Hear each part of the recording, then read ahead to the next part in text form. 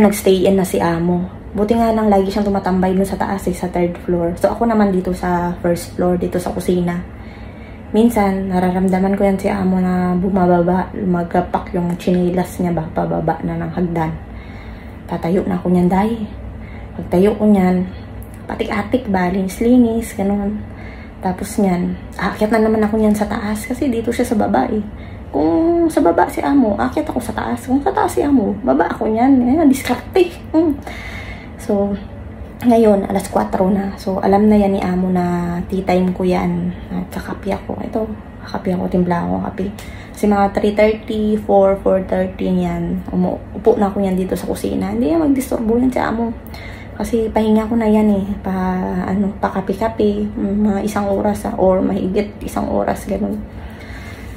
Ay, kapagod-pagod na dito umaga kasi nga, di ba, nagmamarket ako. Tapos pagka kanina, nagpapunta ako ng Chunwan.